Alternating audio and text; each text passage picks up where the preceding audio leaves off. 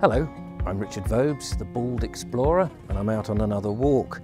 Today I'm in, well, I'm not sure whether it's East Sussex or West Sussex to be honest, but I'm down at Truleigh Hill, and behind me is the Truleigh Hill Manor, which presumably was at one time a manor house. It's a manor farm now, and I'm climbing up the north face of Truleigh Hill. Behind me here you can see on this beautiful autumn day, still autumn I think, it's actually the 5th of November as I record this, and it's a Sunday, and I wanted to get out because every time there's blue sky it's a filming day, so one's got to go and do something. I had an abortive attempt to do this video last week, to go up to Truleigh Hill and have a look at the towers there and just sort of remember, I suppose, the wartime usage of this particular hill. I think it's quite a steep hill from here as I head up this public footpath, and I'm not sure, it won't take me terribly long, I don't suppose, and of course it's all condensed down for the video. Beautiful scenery behind this little tree-lined path, as you can see, east here towards Steyning and Worthing, and west. That's west.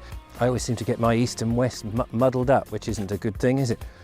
Anyway, the route is a little damp. We've had some rain and mist recently, and so this sort of deeply etched path is just a little bit slippery, so I've got to be careful.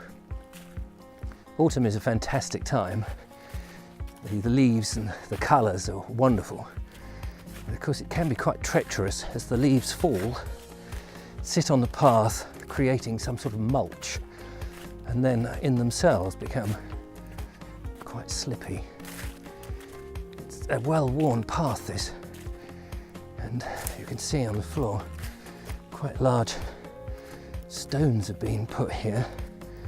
I'm guessing part of some, looks like concrete, part of some structure, but also aiding the process of climbing up the hill. I'm also hoping that we can get some terrific views from the top.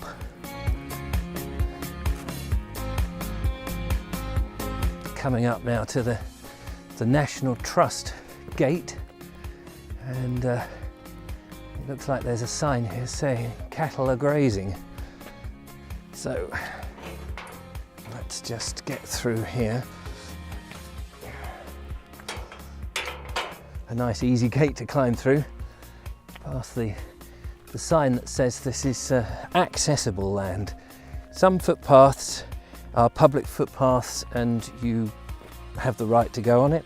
Then there's permissible paths and access paths. This is land that's accessible to the public, but it's privately owned or owned by a body such as the National Trust, and that's permissible for us. I think they'd have a problem to prevent people from coming up, because a lot of these places that are heritage, and in a big national park like this is what it's been saved for. Unfortunately, being on the north face of the Downs, the sun, of course, is in the south, and as a result it means I'm in the shade quite a bit. However, the views obviously once you get to a certain position are going to be wonderful, and naturally it will come out into some sunlight. I said earlier that I thought this was just a footpath, but it's actually a bridle path. In the ground I can see hoof marks, which is a giveaway, and cycle marks. You can see behind me here the Sussex Weald peeping out from behind all of this embankment. We'll just go a little further and then I'll tell you a bit about Truleigh Hill.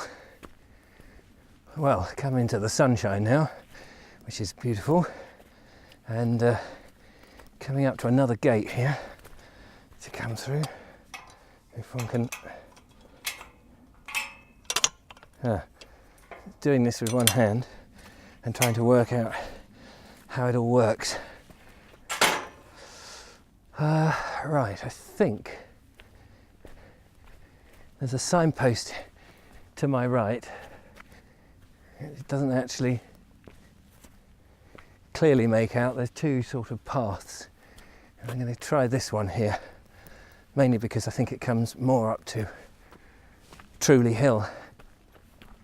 So the hill itself on the South Downs here, sort of between, I guess, Worthing and Brighton, north by about 5 miles, was a hill that in the Second World War was part of a chain of stations that were positioned here.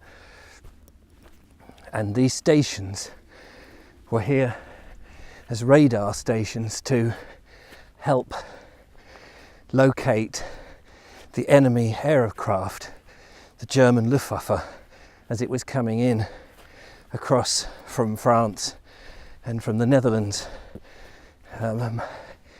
to bomb our airfields and our cities as they were preparing for Operation Sea Lion to come and invade in 1940. Here we go. Excuse me being out of breath. It's a nice, gentle but steep escarpment. And so on the top of many of the hills were these radar stations, huge pylons, I believe 4 in a line, at least 4, 3 possibly, and they were called the Home Chain Low, this particular one at Truleigh Hill. The object was to track the approach, as I say. Well, deep beneath Truleigh Hill was a bunker, and it's still there, and in the bunker was the radar equipment, and the Germans sort of believed that in the bunkers this equipment was hidden, so there was very little they could do other than try and take out the pylons, which, because of the nature of pylons, they're a sort of mishmash of girders crisscrossing up, very hard to shoot at it and also to bomb them, and also I guess they were pretty quick to erect, and in the end they didn't bother too much. I think partly because they didn't really think, the Germans that is, how effective radar was. But they were soon to find out, of course.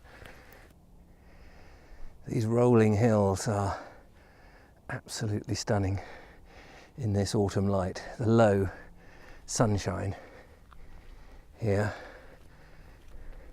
beyond the sea, and coming up towards me a lonesome horseman, or horse lady probably.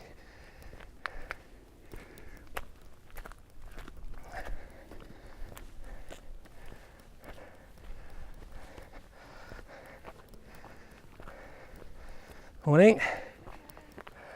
Beautiful, beautiful Sunday. Absolutely.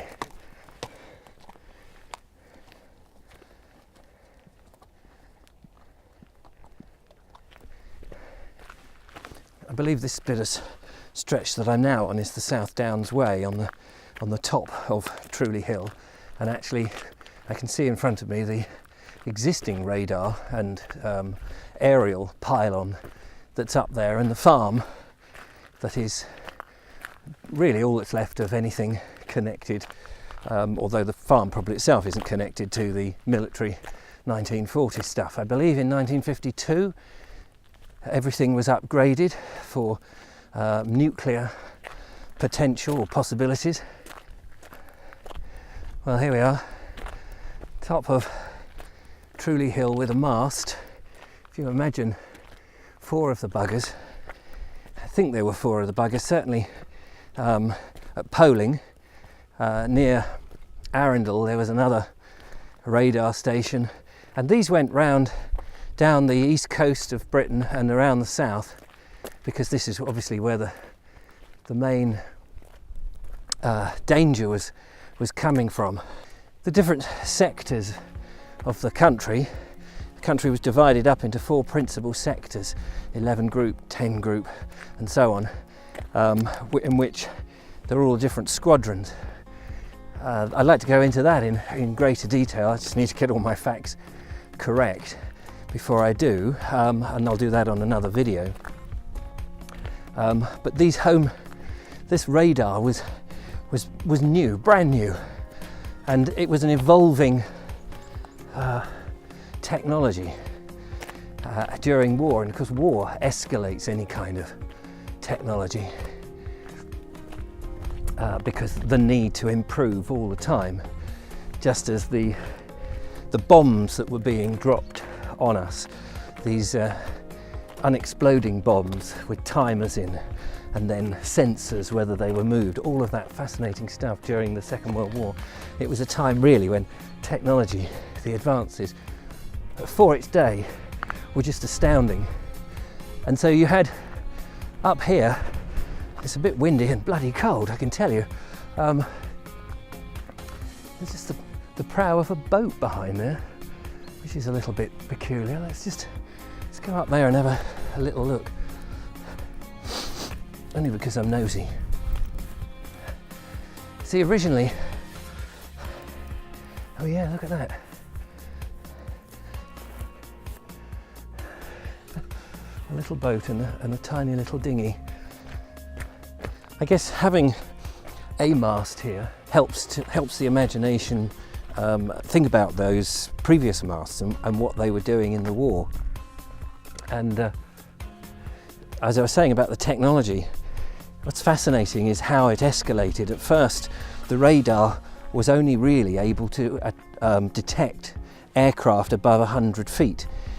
And of course, the Germans were getting wise to what we were doing and how the technology was being used.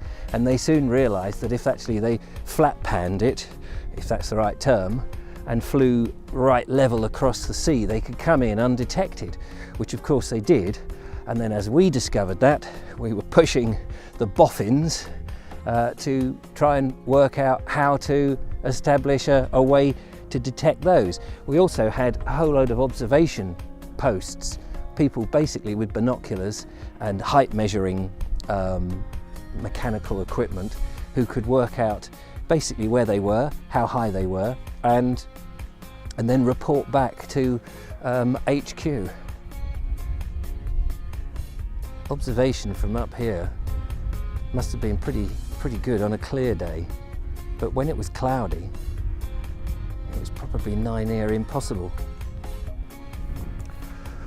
Well, that's my little stroll up to Truleigh Hill. I hope you've enjoyed it, and I hope you'll come and join me on the next video. Thanks so much for watching. Don't forget to subscribe, give me a big thumbs up if you're watching on YouTube, if you're watching on Facebook. Leave a comment, or leave a comment anyway, and I'll see you on the next one. From the big mast at Truleigh Hill, goodbye.